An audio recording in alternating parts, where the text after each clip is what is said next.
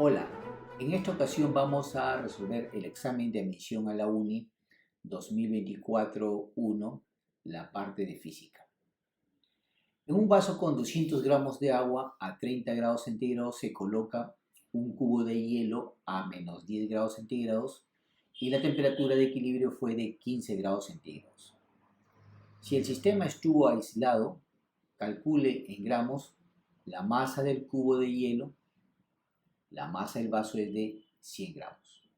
Nos dan los calores específicos del vaso, del hielo y el calor latente fusión del hielo, que es 80 calorías gramos grados centígrados. Bien, acá hemos hecho un gráfico del problema. Tenemos, acá está el vaso a 30 grados centígrados y acá hay agua a 30 grados centígrados. Y hemos introducido un cubo de hielo que está a menos 10 grados centígrados. Entonces damos tiempo para que esto llegue al equilibrio y en el equilibrio nos encontramos con que el cubo de hielo ya dejó de ser hielo y pasó a ser líquido a 15 grados centígrados. El agua también que lo rodeaba está ya no a 30 sino a 15 y el vaso ya tampoco está a 30 sino también a 15. Bien, entonces acá tenemos los viajes que han hecho. De subida, de calentamiento ha hecho el hielo, que estaba a menos 10, se calentó hasta 0 grados centígrados, siendo sólido. Luego aquí hubo un cambio de fase, de sólido a líquido, que lo hizo a 0 grados centígrados y luego hay un calentamiento y ahora como líquido de 0 hasta 15 grados centígrados. En cambio, el vaso y el agua caliente, ambos a 30 grados centígrados, sufrieron un enfriamiento hasta 15 grados centígrados. Bueno, hacemos este problema de calorimetría, la ecuación de calor.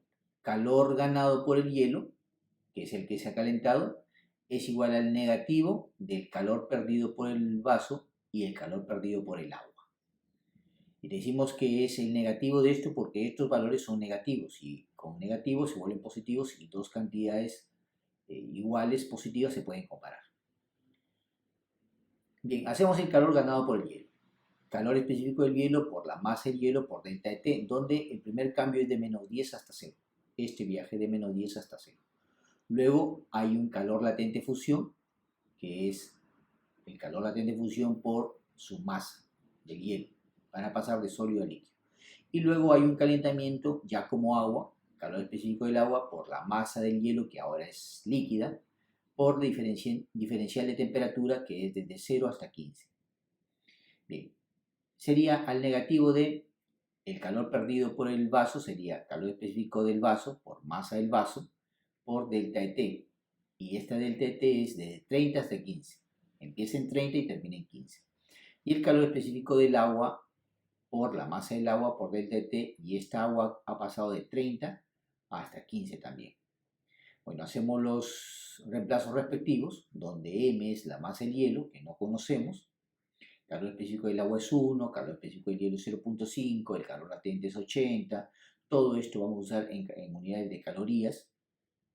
Y aquí también tenemos los cambios. Acá el cambio es de 30 hasta 15, o sea, 15 menos 30, que es menos 15. Aquí el cambio es 15 menos 30, que es menos 15. Acá en cambio es 15 menos 0, que es 15. Acá es 0 menos menos 10, que es 10.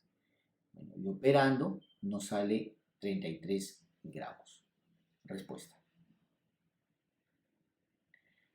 Una máquina de Carnot tiene una eficiencia del 40% y en cada ciclo de trabajo que realiza es 4 kilojoules. Calcule la cantidad de calor por cada ciclo en kilojoules que se transfiere a la fuente térmica de menor temperatura. Bien, acá hemos hecho un diagrama de una máquina de Carnot donde esta recibe un calor de una fuente caliente y lo usa para hacer un trabajo. Y hay algo que se pierde. Entonces, lo que ingresa tiene que ser igual a todo lo que sale. Sale como trabajo y sale a una fuente fría. Entonces, nosotros sabemos que el 40% de eficiencia tiene esta máquina. ¿Qué quiere decir? Que solamente de este calor que ingresa, el 40% se usa para trabajo. Esa es la eficiencia de una máquina, de esta máquina de Carnot. Entonces decimos que la eficiencia es 40%. Eso implica que del calor que ingresa le sacamos el 40% y eso es el trabajo. Pues aquí ponemos 4, que es este 4 que está acá. De esta ecuación hallamos el calor que ingresa, que es 10. Bueno, y ahora es muy sencillo porque si el calor que ingresa es 10, por acá como trabajo sale 4, y entonces acá a la fría sale 6, para que 4 más 6, que es lo que sale, sea igual a lo que ingresa, que es 10. Dos cargas puntuales más Q y menos Q noveno se encuentran fijas y separadas una distancia X, de tal forma que en un punto P a 3 centímetros de más Q, la intensidad del campo eléctrico es 0. Determine el valor de X en centímetros. Bien, aquí está la carga más Q y aquí está la carga menos Q novenos. Como este es Q novenos, la hemos dibujado más pequeña que esta que es más Q, que es más grande.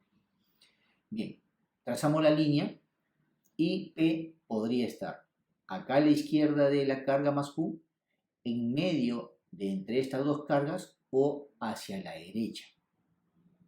Entonces, este puede ser 3 centímetros, podría ser de acá a acá 3 centímetros o podría ser de acá a acá 3 centímetros. No sabemos cuál de esas tres posibilidades podría ser. Analicemos. ¿Dónde podría ser el campo eléctrico cero? Bien, recordemos que el campo eléctrico siempre de una carga positiva siempre es saliente. En cambio, el campo eléctrico de una carga negativa siempre es entrante hacia la carga negativa. Bien, si el punto P estuviese acá, este punto P sabemos que como está cerca de una carga grande, por lo tanto, el campo eléctrico va a ser más grande. Y también es grande porque está cerca de más Q. Sabemos que mientras más cerca esté la carga positiva, más grande va a ser el campo. Entonces, este vector tiene dos razones para ser más grande que el amarillo, que es el campo del negativo. ¿Por qué? Porque está más cerca y porque la carga positiva es mucho más grande que la carga negativa. Por lo tanto, este vector es mucho más grande que este siempre. Entonces, nunca podrá ser cero. Nunca podrá ser cero en cualquier lugar de esta región a la izquierda de más Q. Pensemos en esta región. Coloquemos un punto P en medio. Bien, nuevamente, la carga positiva tira hacia la derecha, es saliente. En cambio, la carga negativa también es entrante a ella, o sea, también tira hacia la derecha. Los dos vectores están yendo hacia la derecha. Por lo tanto, jamás podrán anularse y entonces en cualquier punto que uno esté colocado en medio, nunca el campo eléctrico será cero. Ahora pensemos en un punto a la derecha, por ejemplo este. En este lugar, el campo, debido a la carga positiva, ya no es tan grande como fue este caso. ¿Por qué? Porque la distancia es mucho mayor y a mayor distancia el campo eléctrico es menor. Entonces acá el campo eléctrico lo hemos dibujado más pequeño que el caso anterior, este de acá. Bien, en cambio, ¿qué pasa con el campo eléctrico de la carga negativa? Si bien es cierto, este campo eléctrico es pequeño porque la carga negativa es pequeña, sin embargo, sufre un aumento. ¿Por qué? Porque está ahora sí más cercano a el negativo que al positivo. Entonces, por lo tanto, este se agranda más de lo que, por ejemplo, en este caso era. En este caso era pequeño, acá se agranda mucho más. Entonces, aquí sí puede haber la posibilidad de que los dos vectores sean de igual intensidad y se anulen, ¿no? Porque están en sentidos opuestos. Entonces, aquí es posible que nos dé cero. Entonces, colocamos un punto P acá.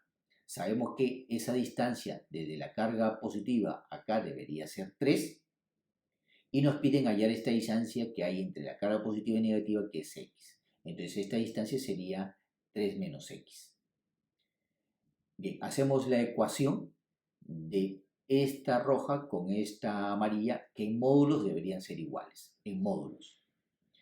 Bien, el módulo de este campo eléctrico es K por la carga, que es Q novenos entre la distancia al cuadrado, 3 menos X al cuadrado.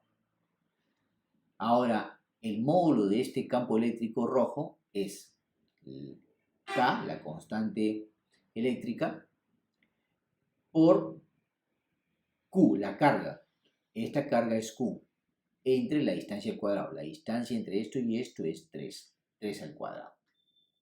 Bueno, operamos, se va acá, acá, y de esta operación nos sale esta ecuación cuadrática 1 es igual a 3 menos X al cuadrado. Como es una ecuación cuadrática, tiene dos respuestas. Sale 2 y 4. Bueno, analizamos cuál de ellas puede ser.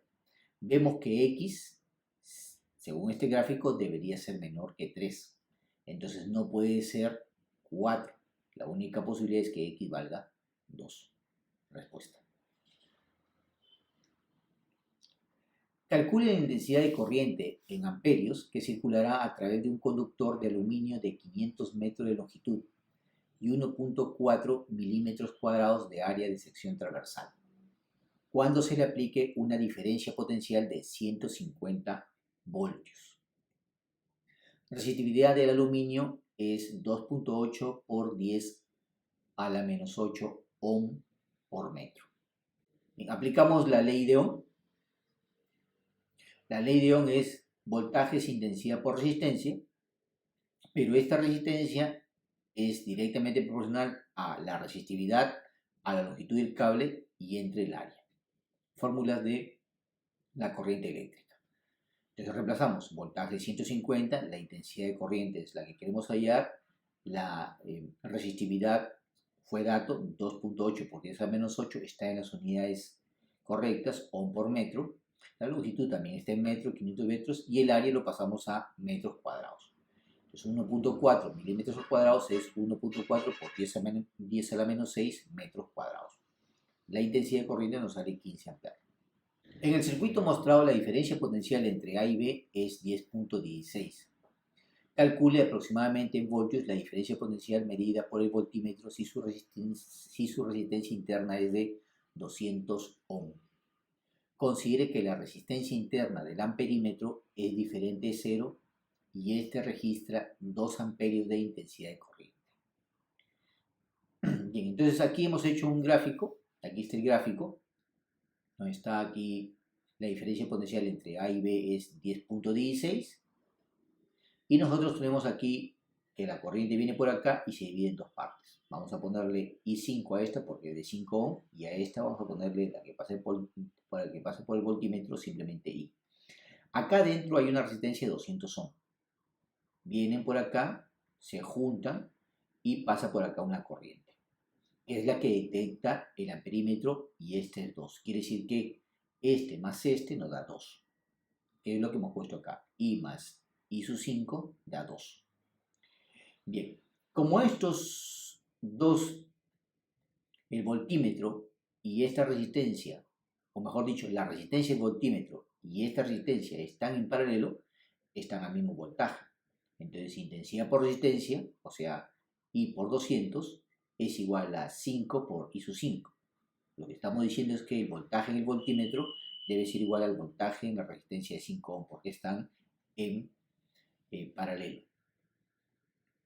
Bien, entonces, de esta relación sale que I sub 5 es 40 veces I. Ahora, esta equivalencia la reemplazamos en nuestra ecuación que habíamos planteado y nos sale I. I vale 2 entre 41. Entonces, por acá está pasando una corriente eléctrica de 2 entre 41 amperes. Por lo tanto, aplicamos ley de Ohm en este lugar. Entonces, el voltaje del voltímetro es igual a intensidad por resistencia. La intensidad en el voltímetro es 2 entre 41 y la resistencia del voltímetro es 200 ohm. Nos sale 9.76 voltios. Fíjense que no fue necesario usar 10.16. No es un dato que se ha usado. ¿Para qué se pudo usar este dato? Bueno, si acá en esta zona hay 9.76 voltios y entre A y B hay 10.16, quiere decir que esa diferencia, esa pequeña diferencia, es el voltaje en el amperímetro. Entonces, eso me servía para hallar la resistencia del amperímetro, que es como dice acá, diferente de cero. Pero no fue la pregunta. En un cable rectilíneo de 6 centímetros de longitud se encuentra en un campo magnético constante homogéneo de 7 militesla. Calcule en amperios la corriente eléctrica que fluye por el cable, si la fuerza máxima que experimenta el cable es de 0.021 newtons. Bien, entonces aquí hemos hecho un gráfico donde aquí está el cable, está pasando la corriente eléctrica, lo atraviesa un campo y sabemos que la fuerza que experimenta este cable es el producto vectorial de I por B, donde sabemos que esta fuerza B es perpendicular a el plano que forman I con B. Y su intensidad o su magnitud depende del ángulo θ. Entonces sabemos que la fuerza es igual a la longitud del cable por la intensidad de corriente multiplicado vectorialmente por el campo magnético. El módulo de esto, sabemos que es el módulo de esto, y el módulo de esta multiplicación vectorial es el módulo de la intensidad de corriente por el módulo del campo magnético por el seno de θ, donde θ es el ángulo que forman la intensidad de corriente con el campo magnético. Entonces, como él me pide la fuerza máxima, entonces seno de θ tendría que ser su máximo valor, y el seno de un ángulo, su máximo valor es 1, cuando θ valga 90. Entonces la fuerza máxima es la longitud del cable por la intensidad de corriente por el campo magnético. Reemplazamos 0.021 en la fuerza máxima. Según el dato, L, la longitud del cable es, lo colocamos en metros, este 16 centímetros sería 0.16 metros, la intensidad de corriente es lo que queremos hallar, y el campo magnético es 7 militeslas, que sería 0.007 tesla. Lo ponemos en el sistema internacional. Entonces, intensidad de corriente nos sale 18.75 amperes. De los enunciados determine si cada una de las siguientes proposiciones es verdadera o falsa y marque la secuencia correcta. La rapidez de una onda electromagnética aumenta al pasar del aire al agua. Falso. La velocidad de una onda electromagnética, acá está, depende de la permitividad relativa o constante eléctrica, como se ve en esta fórmula.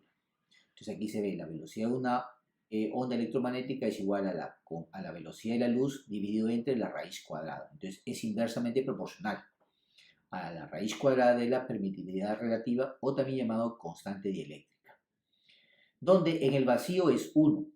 Entonces en el vacío, si esto es 1, nos sale que la velocidad de una onda electromagnética es igual a la velocidad de la luz. Raíz de 1 es 1. Sin embargo, se ve aquí en esta tabla que no es necesario memorizarnos los números, pero por lo menos saber que sabemos que para que tenga su máxima velocidad, acá tendría que ser 1 y salga igual a la velocidad de luz. Fíjense que en el aire es prácticamente igual que en el vacío. 1.005 es prácticamente 1. Entonces podemos considerar que en el aire la onda electromagnética se mueve prácticamente igual que la velocidad de la luz.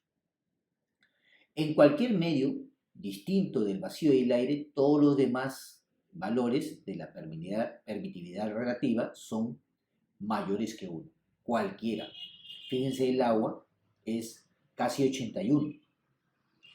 Si fuese 81, redondeamos a 81, sería aquí raíz cuadrada de 81, que es 9, y la velocidad de la onda electromagnética en el agua sería la velocidad de la luz entre 9, o sea, la novena parte de la velocidad de la luz, que es la novena parte de la velocidad que él tiene en el vacío o en el aire. Entonces, cualquier valor que uno elija siempre va a salir menor que la velocidad de la luz. Por lo tanto, estos valores no se debería uno memorizar, pero sí tener claro que en el vacío y en el aire las ondas electromagnéticas tienen su mayor velocidad, que es la velocidad de la luz. Cualquier medio distinto de eso siempre va a ser la onda electromagnética con velocidad mucho menor. Las ondas electromagnéticas en la región ultravioleta tienen mayor longitud de onda que los rayos gamma. Correcto. Acá vemos que las ondas electromagnéticas, por ejemplo, los ultravioletas, su longitud de onda va de cresta a cresta. Y esta cresta a cresta es más grande que de esta cresta a esta cresta. Son crestas más pequeñas. Entonces eso es verdadero. Las ondas electromagnéticas provenientes del Sol son monocromáticas, de una sola longitud de onda. No, falso. Sabemos que son de diferentes longitudes de ondas. Y cada longitud de onda, por ejemplo, en el espectro, la zona visible, tenemos de 400 a 700 nanómetros, donde 400 corresponde al azul y el 700 corresponde más o menos al rojo. Entonces esto sería falso. No son monocromáticas. La lente convergente de 10 centímetros de distancia focal forma la imagen de un objeto de 30 centímetros de altura. Si la imagen tiene una altura de 6 centímetros y está invertida, determine aproximadamente la distancia objeto y la distancia imagen en centímetros e indique si la imagen es real o virtual. Bien, acá hay toda una serie de tablas diferentes para cada libro, pero siempre hay una recomendación.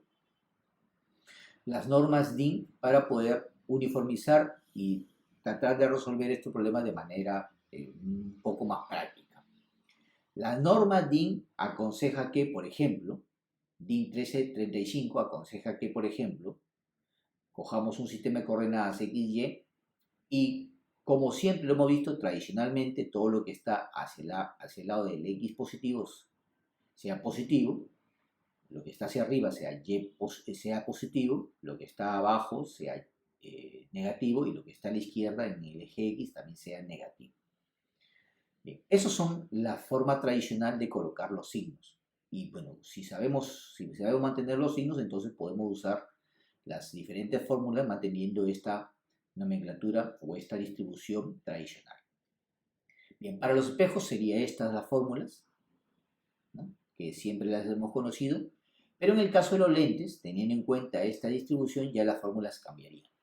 Donde es más, acá es menos, y acá es menos, aquí es más. Pero se aplican exactamente los mismos valores, positivos o negativos, que nos den con respecto a la gráfica. Entonces, donde I es la imagen o es el objeto, y también la norma DIN recomienda colocarle esta comita prima para todos aquellos que se refiera a la imagen. Y los que no tienen prima como esto, se refiere al objeto. Por ejemplo, este foco se refiere al objeto. En cambio, este foco se refiere a la imagen, a la zona de la imagen. Igual, esta altura se refiere a la altura de la imagen, en cambio este se refiere a la altura del objeto. Bien, ¿cómo saber si una imagen es real o virtual? La imagen real dice los rayos emitidos desde un punto objeto, luego de reflejarse o refractarse en distintas superficies, vuelven a cortarse en un punto imagen. Los rayos convergen hacia ese punto. En cambio, en el virtual dice cuando los rayos a la salida de un sistema no convergen, pero sí se cortan sus prolongaciones en sentido contrario al de la propagación de la luz. Bien, vemos que aquí, por ejemplo, si yo quiero formar la imagen en este lente convergente, entonces acá lanzo el primer rayo, lo converge y lo lleva hacia el foco, que está en la zona de la imagen. Luego trazo el otro rayo que pasa por el centro del lente, ese no se desvía su camino, sigue de frente y se cortan en un punto. Entonces yo veo que se corta en un punto, por lo tanto es una imagen real. Y se forma esta imagen que es invertida de -6, que es lo que dice acá, ¿no?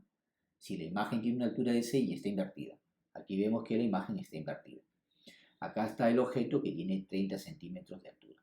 Este H, como está hacia arriba, es positivo, y este H, como está hacia abajo, es la zona de los Y negativos. Por eso recibe el valor de -6. Bien, sabemos que, por dato, la lente convergente de 10 centímetros de distancia focal, o sea, la distancia focal es 10 centímetros. Entonces, de acá a acá hay 10 y de acá a acá hay 10. Como en mi fórmula se usa F', o sea, el foco de la imagen, entonces yo veo que este 10 se refiere a esta distancia. que lo hemos colocado acá, que es 10. Y es positivo porque es positivo porque está al lado de los X positivos. Bien, entonces F' vale 10. Bueno, con esos datos yo ya puedo reemplazar en la fórmula. Bien, primero usamos esta fórmula y reemplazamos. Altura de la imagen, menos 6. Esa altura del objeto, que es 30 positivo, como y la imagen es a 0, ¿no? La distancia de la imagen es a la distancia del objeto. Entonces de aquí reemplazamos los valores y nos sale que y vale menos 1/5 de el objeto, la distancia del objeto. Luego lo invierto porque este valor lo voy a necesitar más adelante. 1 entre i es menos 5 entre la distancia del objeto. Bien, ahora utilizo esta fórmula. 1 entre i ya lo había hallado, acá está 1 entre i. 1 entre i es menos 5 entre la distancia del objeto. Entonces sería menos 5 entre la distancia del objeto menos 1 entre la distancia del objeto, que estamos acá, 1 entre la distancia del objeto es igual a 1 entre f'.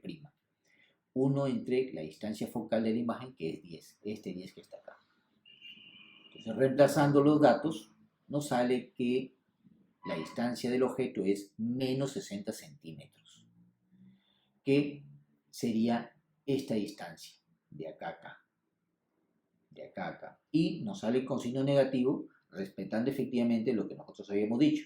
Hacia el lado izquierdo de los eje X negativo es negativo. Bien, y ahora hallamos la distancia imagen. Este menos 60 lo reemplazamos acá, entonces sería menos 1/5 de menos 60 y nos sale la distancia imagen que es 12 positivo. Y sería esta distancia, que efectivamente es positiva porque está hacia el lado del eje X positivo. Respuesta.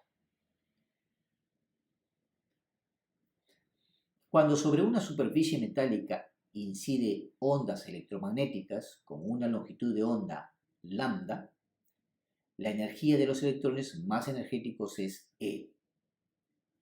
Para que la energía cinética de los electrones más energéticos siga siendo E, encuentre la longitud de onda de la radiación que debe incidir sobre otra superficie metálica, cuya función trabajo es 20% mayor que la anterior. Considere que h es la constante de Planck y c la velocidad de la luz en el vacío. Bien, aquí hemos hecho el caso que nos están diciendo una superficie metálica donde está incidiendo fotones. Este fotón tiene una longitud de onda y sabemos que trae una energía que está dada por la fórmula, la constante de Planck por la velocidad de luz entre la longitud de onda. Bien. Y sabemos que cada superficie metálica, según la teoría o según el experimento del efecto fotoeléctrico, sabemos que cada superficie metálica tiene una función trabajo propia. Y también tiene una energía que va a ser la energía con la que salen disparados los electrones una vez residan estos fotones. Entonces, lo que nos dice el efecto fotoeléctrico es lo siguiente, que la energía que trae un fotón se gasta en sacarlo al electrón, que eso se llama la función trabajo propia para cada superficie metálica. Cada superficie metálica tiene su función trabajo, que es intrínseca a ella, más una energía cinética, que es la energía con la que sale disparado. Bien, entonces hacemos esa ecuación para nuestra primera superficie metálica y decimos que la energía del fotón es la constante de Planck por la velocidad de luz entre una longitud de onda lambda, que es la que nos han dado como dato. Esto es igual a la función trabajo por la energía cinética.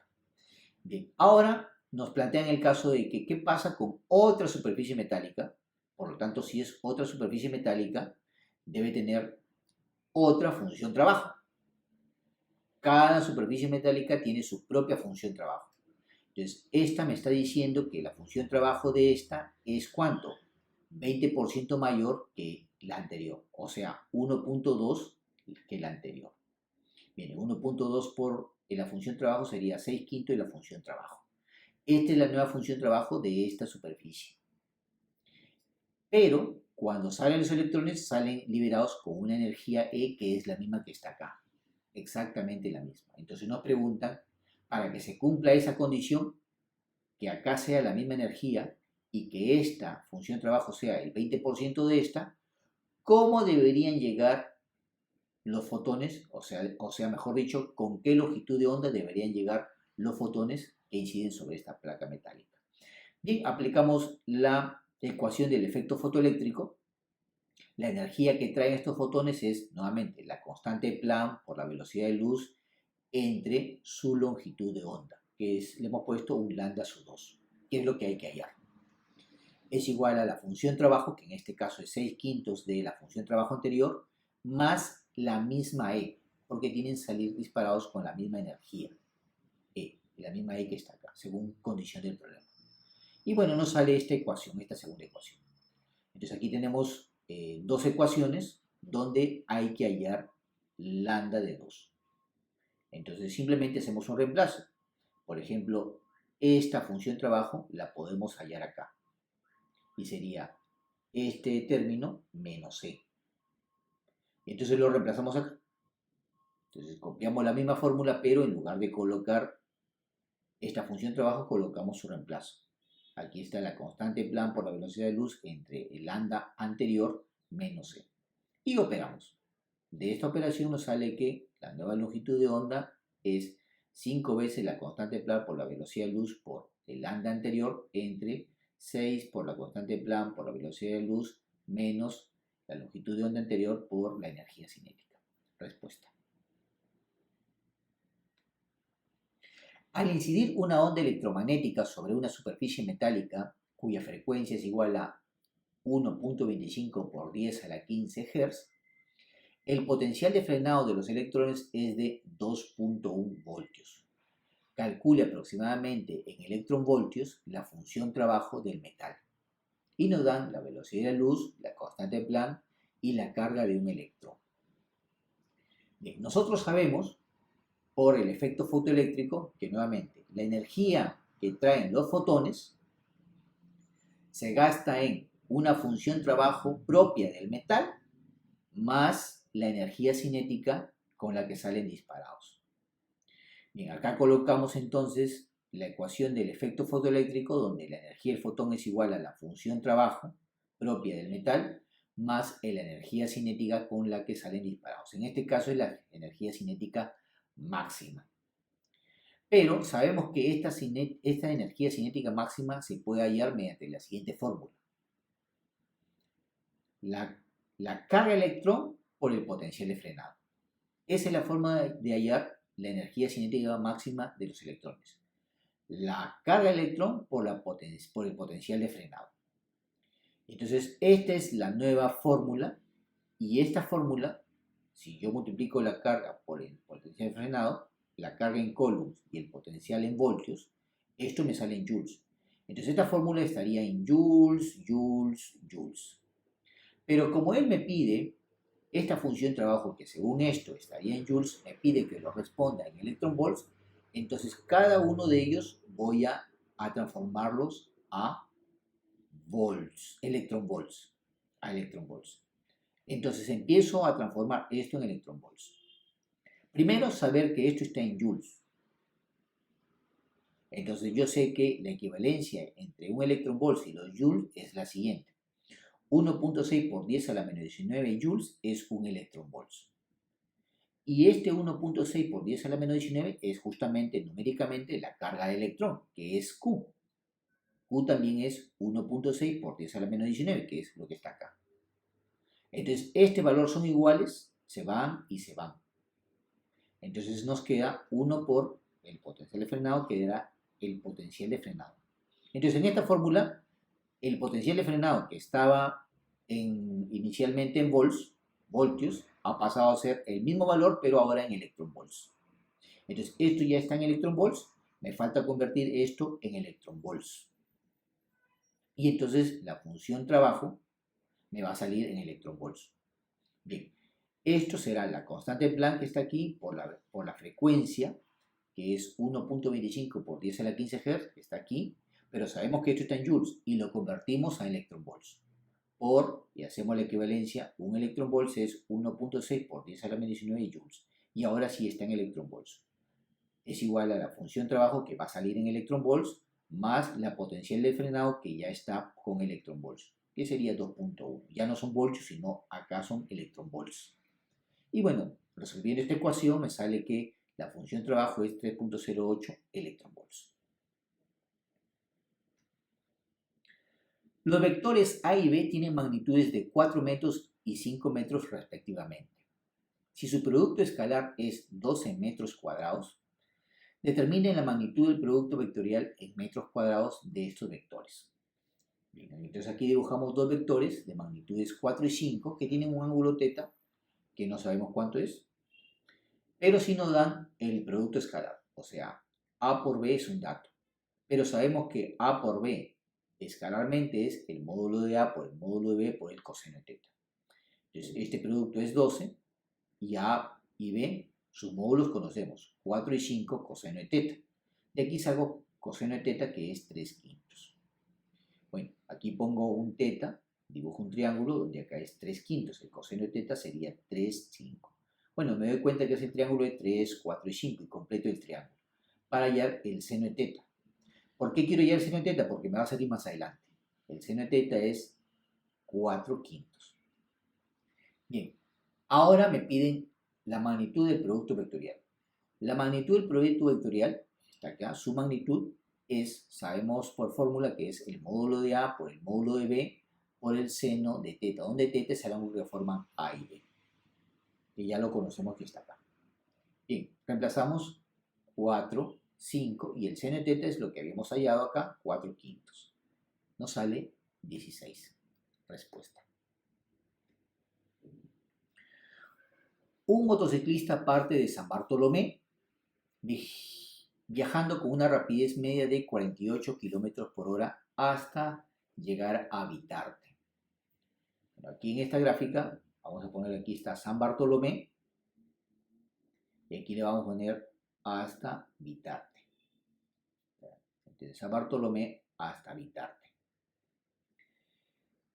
Inmediatamente efectúa el mismo recorrido de regreso a San Bartolomé, de tal forma que a la primera mitad del recorrido lo hace con una rapidez media de 16 km por hora y la segunda mitad con una rapidez media de 24 km por hora al disminuir la congestión vehicular. Con esta información calcule la rapidez media en km por hora en todo el trayecto de ida y vuelta. Bien, aquí hemos hecho la gráfica donde él viaja una distancia 2D de ida y de regreso dice que lo hace la primera mitad con 16 km por hora y la siguiente mitad con 24 km por hora. La ida la hace con 48 km por hora. Bien, para hallar la rapidez media de todo el trayecto necesitamos la distancia total y el tiempo total. Bien, la distancia total sería 2D y luego D y D serían 4D. El tiempo total sería el tiempo que toma acá, más el tiempo que toma acá, más el tiempo que toma acá. Bien, sería entonces, como tiempo es distancia entre velocidad, sería, este tiempo es 2D entre 48. Este tiempo de regreso, la primera mitad es D entre 16. Y la siguiente es D entre 24. Sumando nos da 7D entre 48. Entonces, por lo tanto, la velocidad media es la distancia total, que es 4D, entre el tiempo total, que es 7D entre 48. Bueno, efectuamos y nos sale 27.43 km por hora. Respuesta. Un insecto se posa en el borde de un disco de 100 centímetros de diámetro, que gira a razón de 5 revoluciones por cada 4 segundos. Dadas las siguientes proposiciones, la magnitud de la aceleración centrípeta del insecto es de 25 pi cuadrados novenos metro por segundo al cuadrado. Veamos si esto es verdad. Nos dan la velocidad angular.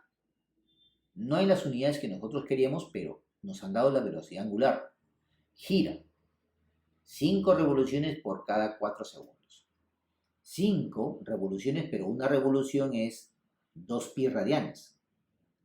Entonces sería 5 por 2 son 10 pi radianes cada 4 segundos. Bueno, simplificando, nos queda 5 medios de pi radianes por segundo. Esa es la velocidad angular. Como nos piden la aceleración centrípeta, fórmula es esta velocidad angular al cuadrado por el radio.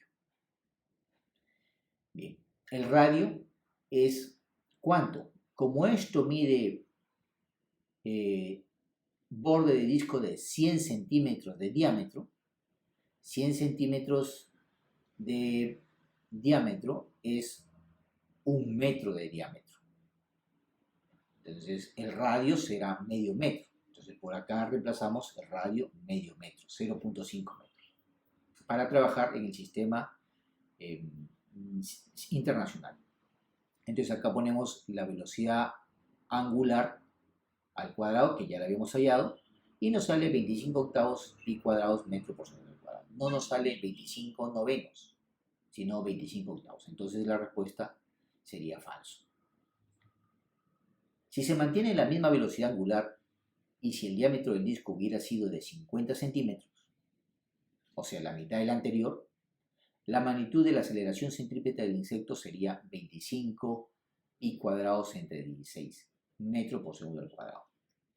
Bien, la nueva aceleración sería, como la velocidad angular se mantiene, ponemos 5 medios de pi al cuadrado, pero ahora el radio ya no es 0.5, sino ahora es la mitad de 50 centímetros, que sería 25 centímetros, o sea, 0.25 metros. Operando nos sale 25 entre 16 pi al cuadrado. Entonces la respuesta es verdadero. La magnitud de la velocidad angular del insecto es 5 pi radianes por segundo. Bueno, esto ya lo habíamos hallado. La velocidad angular es 5 pi entre 2. Entonces esto es falso. Una partícula de 3 kilos tiene una aceleración en la orientación del vector unitario u raíz de 2 entre 2 en i menos raíz de 2 entre 2j, debido a que está sometido a la acción de 3 fuerzas. Y nos dan las 3 fuerzas. Calcula el módulo de la aceleración de la partícula en metros por segundo al cuadrado si las fuerzas están en newtons. Aquí colocamos los vectores fuerza resultante y el vector u, que según el enunciado del problema están en la misma orientación. O sea, son vectores paralelos. Los dos están, por ejemplo, en este caso, apuntando hacia la derecha. Entonces, quiere decir que este vector es un múltiplo de este vector. Ese es el concepto de dos vectores paralelos. Entonces, el vector resultante debería ser un múltiplo, o sea, t veces el vector unitario u, que nos han dado el problema. Bien, hallamos el vector resultante. El vector resultante es la suma de todos estos vectores. 1, 2 y 3. Sumamos las componentes en i. A más b más a sale 2a más b, que está acá, 2a más b en i. Acá sería b más a menos 2a, sale b menos a j. Y acá sale 1 más 2 más b, sale 3 más b en k. Y estos, cada uno de sus componentes es un múltiplo de las componentes del vector unitario u. Entonces sería t veces raíz de 2 entre 2i, t veces, el otro es menos raíz de 2 entre 2j, y el otro es t veces 0k, porque el vector unitario u no tiene componente en k. Entonces sería 0k. Entonces de estas ecuaciones hallamos a y b. En la primera ya sabemos que 3 más b vale 0, por lo tanto b vale menos 3. Entonces, con ese dato vamos a usar estas dos ecuaciones para hallar A. No me interesa hallar T, me interesa hallar A. Entonces, las divido y se van a ir los I y los J. Se va a ir T con T cuando las divida y me va a quedar 2A más B, pero B vale menos 3. O sea, 2A menos 3 entre menos 3 menos A. Aquí está menos 3 menos A es igual a, y cuando divida estas, se va T con T. Raíz de 2 entre 2 entre menos raíz de 2 entre 2 nos da menos 1. Resolviendo esta ecuación nos sale que A vale 6. Por lo tanto, la fuerza resultante es, uso los datos, Como A vale 6 y B vale menos 3, sería 2 por 6, 12, con menos 3 da 9, 9i. Y acá, en J sería B vale menos 3, menos 6. Eso es menos 9, menos 9 en J. Y sabemos que K es 0. Entonces no hay componente en K. Por lo tanto, la fuerza resultante será la raíz cuadrada de 9 al cuadrado más menos 9 al cuadrado, que será 9 raíz de 2. Ese es el módulo de la fuerza resultante. Aplicamos la fórmula de Newton. La aceleración o el módulo de aceleración es igual al módulo de la fuerza resultante entre la masa. Será 9 raíz de 2, la masa fue dato 3 kilos y nos sale 3 raíz de 2 metros por segundo al cuadrado.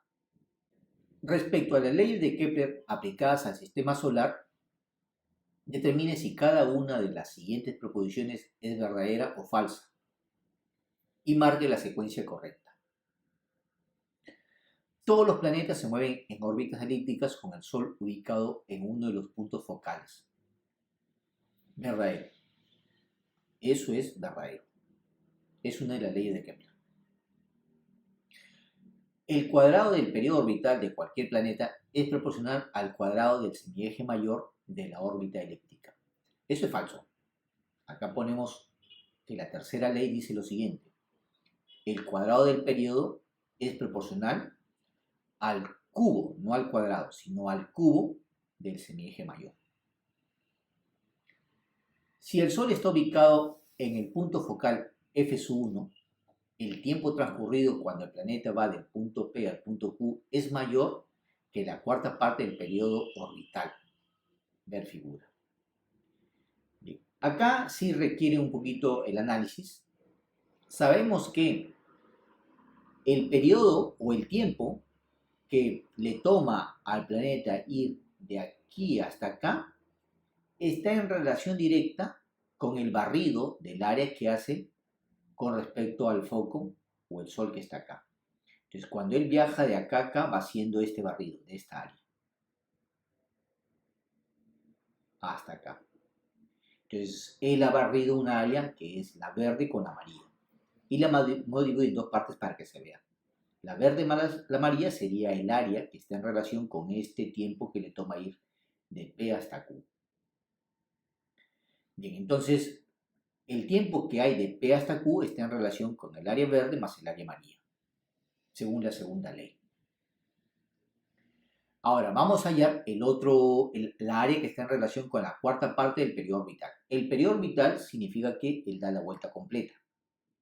Bueno, la vuelta completa, cuando él va viajando con respecto al foco, va barriendo, ¿no? Imagínate que está yendo por acá, va barriendo, va barriendo, va barriendo, va barriendo todo, sigue por acá, sigue por acá, sigue por acá, sigue por acá, y ha barrido toda la elipse cuando da el periodo orbital, o sea, la vuelta completa. Entonces quiere decir que el periodo orbital está en relación con todo el área de la elipse.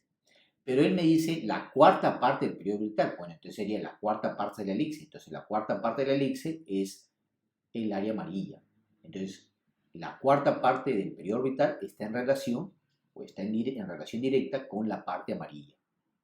Y vemos que la parte de P a Q, el tiempo que le toma de P a Q, es mayor que el tiempo que le toma a la cuarta parte del periodo orbital, porque esta suma es mayor que esta suma. Entonces, esto es verdadero. Se tiene una esferita unida a una cuerda con uno de sus extremos sujetos al techo. Se suelta la esferita desde el punto A partiendo del reposo. Ver figura. Cuando la cuerda llega a la línea vertical CB, la esferita se desprende de la cuerda en el punto B. Luego, la esferita viaja sola llegando a impactar en el punto D. Considerando insignificante la masa de la cuerda y siendo BD 30 centímetros, BB 25 centímetros, halle C en centímetros. Bueno, en estas ecuaciones uno trabaja el sistema internacional y la distancia está en metros, el tiempo en segundos. Bien, entonces vamos a hacer, ¿qué es lo que ocurre de A hasta B? Bueno, ley de la conservación de la energía mecánica. La energía mecánica en A es igual a la energía mecánica en B, que es lo que planteamos acá. La energía mecánica en A es solamente energía potencial gravitacional, nada más. porque él parte o se suelta, como se dice aquí. Se tiene una esferita unida a una cuerda con unos extremos sujetos al techo. Se suelta la esferita, o sea, quiere decir que la velocidad inicial es cero. Entonces no tiene energía cinética, solamente tiene energía potencial gravitatoria, que es masa por gravedad por la altura. Y la altura es 0.25, que mide esto, más h. Bien, ahora la energía mecánica en B. La energía mecánica en B son dos, porque ahora sí tiene una velocidad que no conozco, le he puesto B, y tiene una altura, sigue teniendo una altura que es 0.25 según este sistema de referencia. Acá lo he colocado. Yo defino el sistema de referencia, aquí el X y a partir de acá el Y. Bien, entonces él tiene una energía potencial gravitatoria que será masa por gravedad por la altura, que es 0.25, más un medio de su masa por su velocidad al cuadrado que no conozco. Bien, operando acá, nos queda que la velocidad al cuadrado es 2g por h, o sea, 2 por gravedad por altura. Bien, ahora pensemos en el otro movimiento que hace, movimiento parabólico de caída libre, ¿no? Este movimiento que hace para acá, desde acá a acá. Este movimiento es un movimiento combinado, tanto movimiento horizontal como movimiento vertical. Analicemos el movimiento vertical. Sabemos que es el movimiento rectilíneo uniformemente acelerado con la aceleración que es la gravedad. La gravedad va hacia abajo. Por lo tanto, la gravedad tiene signo negativo. Bien, ¿cuál es la altura que él recorre verticalmente hablando? Verticalmente hablando, él recorre de acá hasta acá. Entonces, él recorre menos 0.25. No recorre 0.25, porque recorrer 0.25 es de ir de acá hasta acá. Pero como él recorre hacia abajo, es 0 menos 25, o sea, menos 0.25. Entonces, ese es el recorrido de la altura. La velocidad inicial, verticalmente hablando, es 0, ¿no? Porque él no tiene velocidad vertical, o sea, hacia acá no tiene velocidad, solamente tiene velocidad horizontal. 0 menos un medio de gravedad por tiempo al cuadrado. Bien, despejando aquí el tiempo al cuadrado, nos sale 1 entre 2 veces la gravedad. Esa es la relación que nos queda. Ahora analicemos el movimiento rectilíneo uniforme, o sea, el movimiento horizontal. Él tiene una velocidad v y recorre esta distancia de 30 centímetros, que es 0.3 metros. Bien, la única fórmula que hay en el movimiento horizontal es distancia es igual a velocidad por tiempo. Bien, como acá tengo el tiempo al cuadrado, entonces yo esta fórmula la elevo al cuadrado para poder usar este tiempo al cuadrado. Entonces, distancia al cuadrado es igual a velocidad al cuadrado por tiempo al cuadrado. Distancia al cuadrado será la distancia, ya sé que es 0.3 al cuadrado, es igual a velocidad al cuadrado y ahora reemplazo el tiempo al cuadrado. El tiempo al cuadrado es 1 entre 2g. Acá reemplazamos 1 entre 2g. Bien, de aquí sacamos que la velocidad al cuadrado es 9 entre 50 veces la gravedad. Y finalmente lo uso acá. Esta velocidad al cuadrado la reemplazo acá. Entonces 2g por h es igual a 9 entre 50avos de g. De ahí sacamos h que sale 0.09 metros, que será 9 centímetros. Respuesta. En la figura se muestra la masa m moviéndose con una rapidez de 2.7 metros por segundo y las masas de 2 metros y 4 metros en reposo. De modo que todas las masas están sobre una superficie horizontal lisa. Si todas las colisiones son elásticas y unidimensionales, determine la rapidez en metro por segundo de la masa 4m luego de ser colisionada por la masa 2m. Bien, entonces acá hay dos problemas en uno solo. Primero, la colisión que hay entre esta y esta, 12 me va a salir con una velocidad que la tengo que hallar. Y después el segundo problema es cuando esta 2m colisione con esta y 4m saldrá como una velocidad, que es la que me está preguntando. Bien, entonces hagamos las dos partes del problema. Primero, la primera colisión entre m y 2m. Aquí hemos dibujado m entre 2m cuando colisiona. Entonces, cuando sucede el momento de la colisión, justo en el momento antes de que choque, m trae una velocidad, m que es 2.7 de metro por segundo. y 2m está parado. Luego de la colisión, no sabemos cuál será esta nueva velocidad, que le hemos puesto v de m. Y él va a salir con una velocidad 2m. Ahora, yo le he dibujado esta hacia la derecha. Puede ser que ella salga retrocediendo hacia la izquierda. Puede ser. No lo sabemos. Pero lo que sí sabemos es que 2m va a salir más rápido que la de velocidad m. Eso sí. Ahora, m va a salir hacia la derecha o hacia la izquierda. Eso lo dirá el problema. Depende de la masa, depende de la velocidad. Bien, hacemos ley de la conservación de energía. Bueno, la ley de conservación de energía está en relación directa con la elasticidad, que nos dicen que es 1. ¿Qué implica que la elasticidad es 1? Implica que la velocidad relativa de acercamiento sea igual a la velocidad relativa de alejamiento. Bien, ¿cuál es la velocidad relativa de acercamiento? Veamos. En el acercamiento, cuando este se está acercando a este mide 0 y este mide 2.7. Entonces, ¿cuál es la velocidad relativa entre ellos dos? 2.7 menos 0. Y ahora la velocidad relativa de alejamiento. Sabemos que esta 2m se aleja más rápido que m. Por lo tanto, sería velocidad de la masa 2m menos la velocidad de la masa m, que lo hemos colocado acá. Esa es la ecuación que nos da la ley de la conservación de la energía. Bien. Sabemos que la cantidad de movimiento antes de la colisión debe ser igual a la cantidad de movimiento después de la colisión. Bien, ¿cuál es la cantidad de movimiento antes de la colisión? Acá tenemos antes de la colisión. Es masa por velocidad. La masa por su velocidad, 2.7. Masa por 2.7. Ahora, su masa, que es 2m por su velocidad, que es 0. 2m por 0. Esa es la cantidad de movimiento antes de la colisión. Bien, ¿cuál es la cantidad de movimiento después de la colisión? Acá lo tenemos. Será la masa por su Vm. Y esta masa 2m por su velocidad 2m. Entonces aquí le hemos colocado. Bueno, acá el 0 se va y nos queda esta ecuación. M también se va, M también se va y nos queda que 2.7 es igual a velocidad de la masa m más 2 veces la velocidad de la masa 2m. De estas dos ecuaciones con dos incógnitas, podemos sacar las dos respuestas.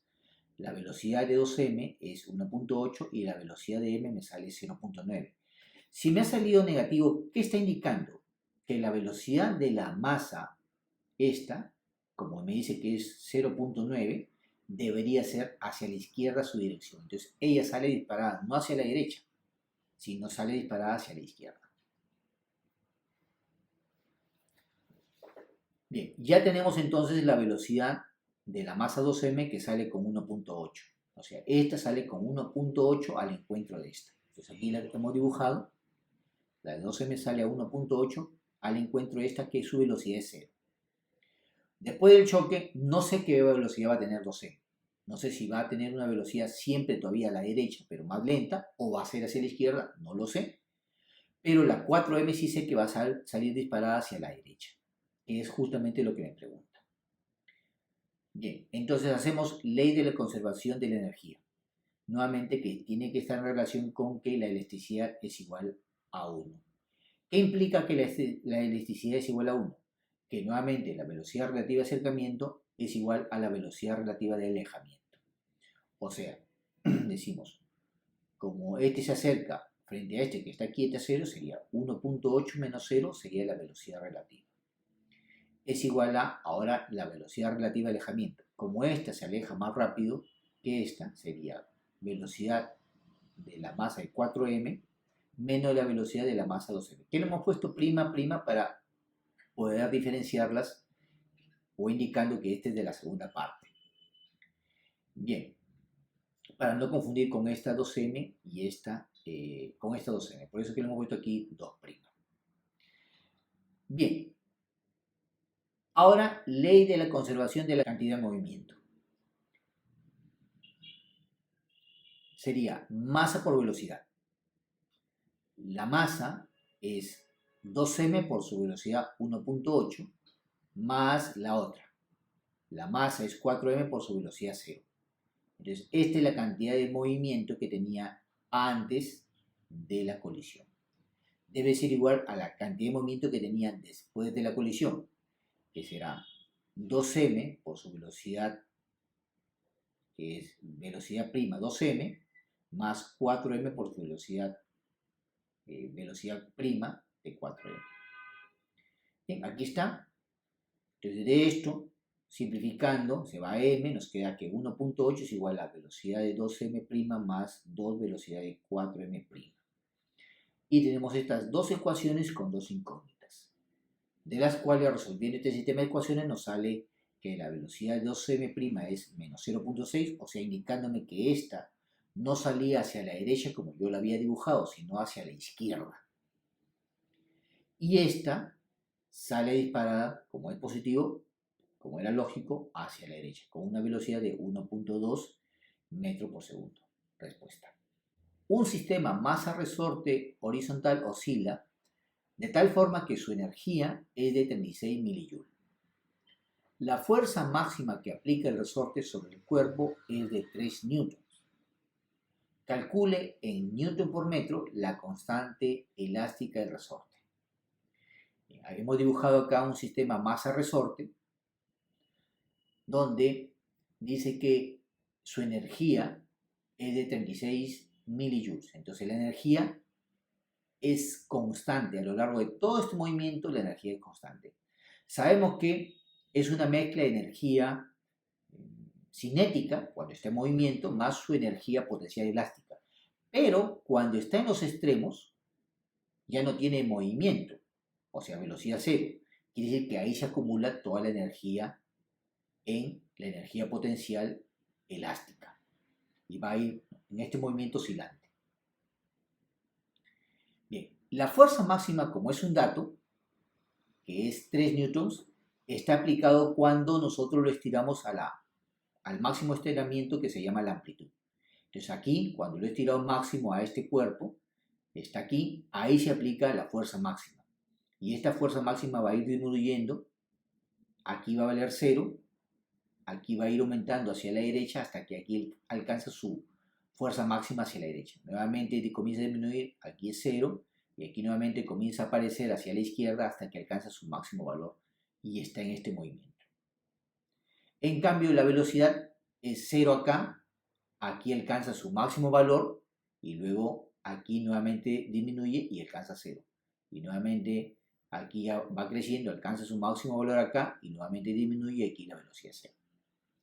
Bien, es el movimiento armónico simple que hace esta masa. Bien, en este punto la energía debe ser la energía que nos están dando. O sea, energía mecánica, que solamente es la energía potencial elástica, es 1/2 de la constante del resorte por la amplitud al cuadrado. No hay energía cinética. Entonces, toda la energía se debe acumular en energía potencial elástica. Entonces, como es 36 milijoules, reemplazo. Esto es 0.036, es igual a 1/2 de K por la amplitud al cuadrado. Bueno, de acá nos queda que 0.032 es igual a K por la amplitud al cuadrado. Bien, ahora usamos este dato de la fuerza máxima. Nosotros sabemos por la ley de Hooke que la fuerza máxima es K por la amplitud. K por X, pero en este caso X es la amplitud. Le he quitado el signo negativo porque ahorita no necesito la orientación. No he colocado vectores, solamente estoy hablando de los módulos. La fuerza máxima es K por la amplitud. Pero sabemos que la fuerza máxima sí es dato, y esto es 3. Entonces K por A, o sea, la constante del resorte por la amplitud da 3. De aquí despejo la amplitud que vale 3 entre K. Bien, este 3 entre K lo reemplazo acá. Entonces hago una tercera ecuación, nuevamente 0.032 es igual a K por la amplitud al cuadrado, pero la amplitud es 3 entre K al cuadrado. Y de esta ecuación nos sale K que vale 125. Respuesta. En el extremo de una cuerda, sometido a una fuerza de tensión de magnitud 20 newtons, se genera una onda que se propaga con una amplitud de 0.05 metros y con una longitud de onda de 3.14 metros. Calcule en joule por metro la energía por unidad de longitud que se transmite a lo largo de la cuerda.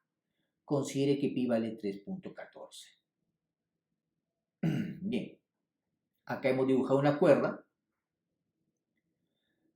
Acá está la fuerza de tensión de 20 newtons que hacemos este movimiento para que se formen ondas en esta cuerda. Cada pedacito de cuerda, por ejemplo, cojamos este pedacito, va a oscilar de esta manera.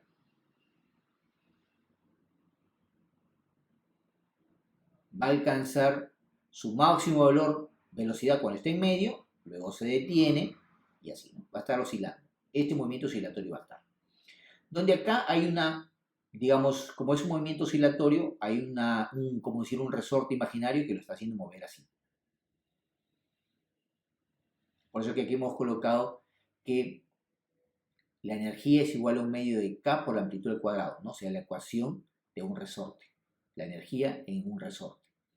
Bien, la amplitud es conocida. La amplitud es 0.05. Entonces, para yo hallar la energía, solamente necesito hallar el K, nada más. Pero no me han dado dato el K, porque acá no hay un resorte. Es un resorte imaginario que hace que se mueva esto en movimiento armónico simple. Bien, tomo entonces un pedacito de masa, ya que las fórmulas del movimiento armónico simple tienen masa. Entonces tomo un pedacito de masa, o sea, un delta de masa. Y tomo, evidentemente ese delta de masa va a tener su delta de L, una pequeña longitud, muy pequeña. Por lo tanto, la densidad lineal sería la densidad de la masa, ¿no? Perdón, el diferencial de masa o delta de masa entre delta de la longitud. Esa es la densidad lineal. Es un dato que lo voy a necesitar. Bien, tengo como dato la fuerza de 20 newtons y tengo como dato la longitud de la onda, que es 3.14 metros. Bien, entonces, hecha la fórmula de la energía, que la energía es un medio de la constante del resorte, este resorte imaginario que está haciendo este movimiento, por la amplitud al cuadrado, que sí conozco la amplitud, voy a trabajar para tratar de hallar esta constante K. Bien, sabemos que la frecuencia, una fórmula es 1 entre 2pi raíz cuadrada de K entre la masa, pero en este caso hablamos de un delta de la masa. Es la primera fórmula en la que sabemos que K interviene. Entonces despejo K para saber qué me queda como K para reemplazarlo. Entonces me queda que K es 4pi cuadrado, la frecuencia al cuadrado por delta de la masa. Bueno, aquí ya la cosa se va haciendo un poco más interesante. Entonces yo necesito, para conocer K, cuánto es la frecuencia al cuadrado por la frecuencia al cuadrado por la diferencial de masa o delta de masa. Bien, conozco dos fórmulas más de ondas mecánicas. La velocidad de una onda es igual a la raíz cuadrada de la fuerza aplicada de tensión entre la densidad lineal de la cuerda. Entonces, reemplazo.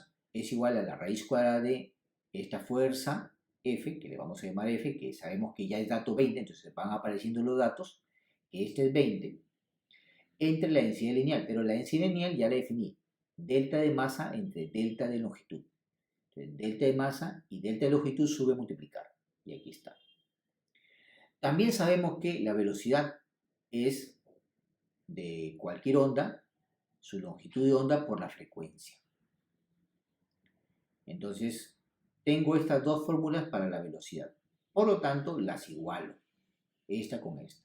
Como este está al cuadrado, igualo el cuadrado de esto debe ser igual al cuadrado de esto.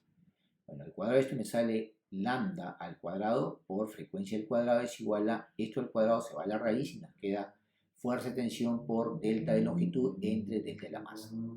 Y aquí me doy cuenta que si yo paso a multiplicar delta de la masa por la frecuencia al cuadrado, me sale esto que estoy buscando. Entonces, este valor que estaba buscando, frecuencia al cuadrado por delta de la masa, es igual a la fuerza por delta de longitud entre longitud de onda al cuadrado. Donde yo tengo F y tengo esto. Entonces, estoy bien.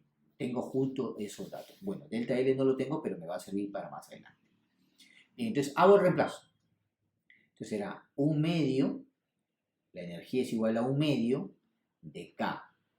Pero K era 4pi cuadrado de la frecuencia al cuadrado por delta de la masa. Pero ese valor es fuerza por delta de longitud entre longitud de onda al cuadrado. Acá está. Y finalmente por amplitud al cuadrado. Por amplitud al cuadrado. Como a mí me piden la energía por unidad de longitud, entonces este delta L me sirve para que está aquí arriba como numerador entre a dividir. Entonces energía por unidad de longitud será igual a, y hacemos las simplificaciones. 4 entre 2 nos queda 2pi cuadrado, fuerza, amplitud al cuadrado entre longitud de onda al cuadrado. Y entonces esta sería la fórmula para energía por unidad de longitud. Bien, como pi me han dicho que es 3.14 y la longitud de onda también es 3.14, entonces estos dos valores se van, se simplifican. Y nos queda 2 por la fuerza de tensión por la amplitud al cuadrado. Entonces 2 por 20 por 0.05 al cuadrado sale 0.1 joule por metro. Esa es la energía por unidad de longitud. En la prensa mostrada, cuando el émbolo 1 baja una altura h sub 1 de 0.4 metros, el émbolo 2 sube una altura h sub 2 de 0.005 metros. Determina el peso del bloque en newton si el sistema queda en equilibrio al aplicar sobre el émbolo 1 una fuerza magnitud F sub 1 de 40 newtons. Bueno, un problema de principio Pascal, donde sabemos que la presión acá es igual a la presión acá, porque es un solo líquido, y la fuerza 1 entre el área 1 es la presión en 1, y la presión acá en 2 es la fuerza en 2 entre el área 2. Como esta fuerza en 2 le hemos llamado P, le vamos a poner aquí P. Donde aquí sacamos que la fuerza, la P, que es lo que me piden, es igual a F1 por la relación de las áreas. F1 es conocido, es 40. Bien, entonces, ahora tengo que conocer esta relación de áreas. Pero nosotros sabemos que los líquidos son incompresibles. Entonces acá, este ha avanzado un volumen B sub 1, que es el área de este émbolo por la altura. Y como son incomprensibles, lo que ha bajado acá tiene que haber subido acá. Entonces el volumen 2 tiene que ser igual a volumen 1, que es lo que nosotros hemos puesto acá. Entonces el volumen 1 es área 1 por altura 1. Y el volumen 2 es área 2 por altura 2. De ahí sacamos la relación entre las áreas. A2 es a 1 como H1 es a H2. Bien, entonces la presión será igual a 40, que es el valor de la fuerza F1 por la relación de las áreas, que es 0.4 para el área 2, que es la más grande, entre 0.005 para el área 1. Y nos sale que la presión es 3200 newtons. Suscríbete a mi canal.